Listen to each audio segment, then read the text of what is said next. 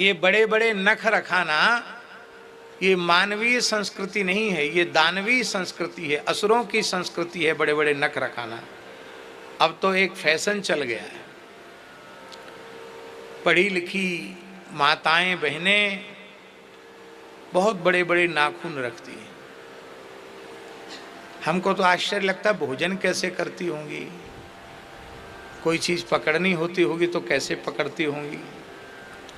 और ये जो बड़े बड़े नख होते हैं इनमें अवश्य ही मल लग जाता है, शरीर का मल लगता है।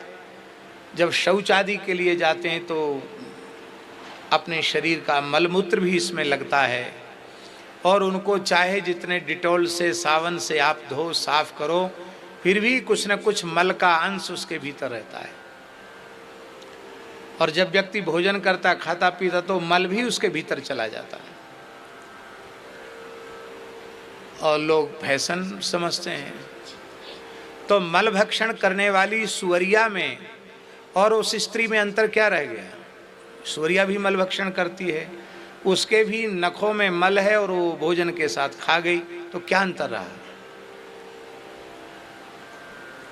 इसलिए बड़े बड़े नख रखाने की संस्कृति अच्छी नहीं है। उस समय तो अकेली थी, रावण की बहन बड़ी फैशन में थी, इसलिए इसने बड़े बड़े नख रखा लिए, तब इसका नाम ही शूर्पणखा पड़ गया।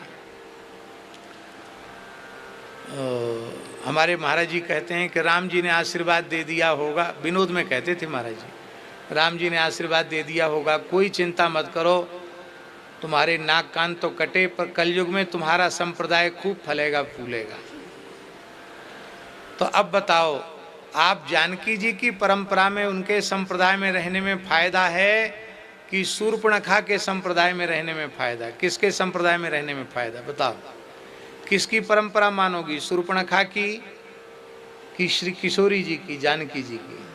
जानकी जी की। इसलिए जिन घरों में साधु संतों का आवागमन है, कथा कीर्तन सत्संग का वातावरण है, वहाँ बाल्यकाल से ही अपने बच्चों को ऐसे संस्कार देना चाहिए। आजकल फटे कपड़ा पहनते हैं, बड़े बड़े नख रखते हैं, ऐसी असभ्यतापूर्ण वेशभूषा लड़कियां घर की धारण करती हैं कि जिनको देखकर लज्जा भी लज्जित हो जाए, पर घर के बड़े बूढ़ों को लज्जा नहीं आती।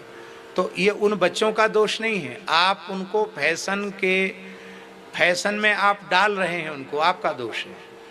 आप बचपन से ही उनको बड़ी पवित्र वेशभूषा है उसमें उसको आप धारण कराएं, अच्छे संस्कार दें तो ठीक होगा। अब तो पहचानना ही मुश्किल हो गया कि ये बहू है कि बेटी। क्यों?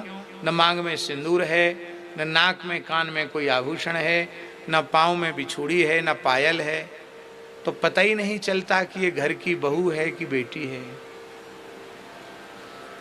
पहले हम कभी कभार पूछ लिया करते थे कि पुत्री है आपकी, विवाह नहीं हुआ अभी? नहीं महाराज ये तो बहू है, 2 बच्चों की माँ है।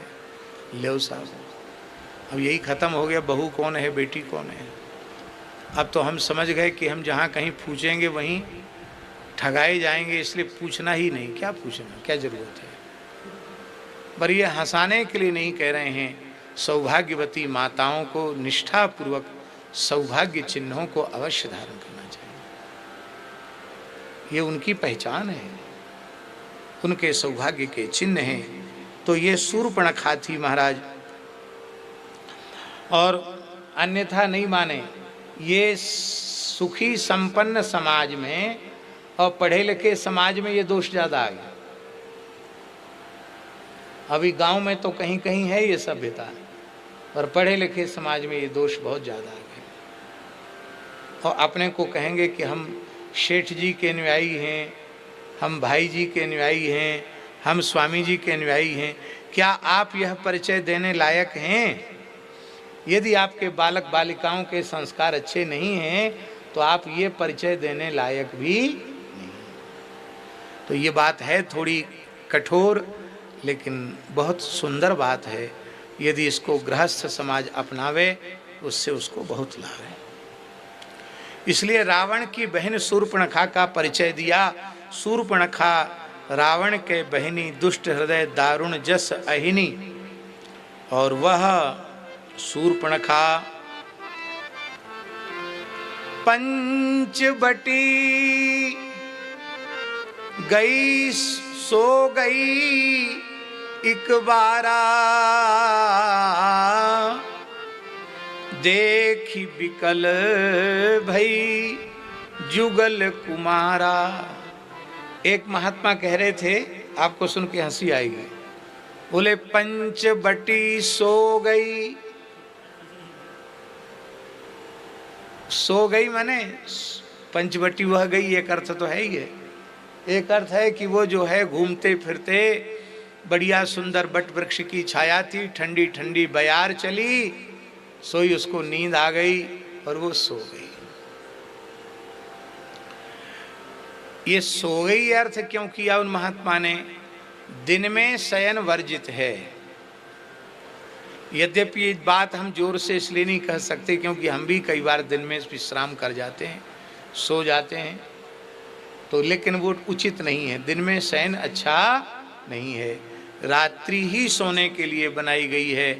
इसलिए दिन में सोने वाले को पाप लगता है, ऐसा हमारे ग्रंथों में लिखा है। आप कहीं जब आप जानते तो आप कभी कभार दिन में क्यों सो जाते हो? उसका कारण है कि हम रात्रि में थोड़े विलंब से विश्राम में जाते हैं और सवेरे हम लगभग 2:30 से 3 के बीच में हमारी नींद खुल जाती है। तो अब चिकित्सक सब एक ही बात कहते हैं कि आपके सिर पे दबाव इतना है, आप कम से कम 6-7 घंटे विश्राम करें। नींद नहीं आवे तो भी लेटे रहें। तो दिन में यदि 1 घंटा विश्राम कर लेते हैं तो थोड़ा माथा हल्का हो जाता है। बस इतनी सी बात है।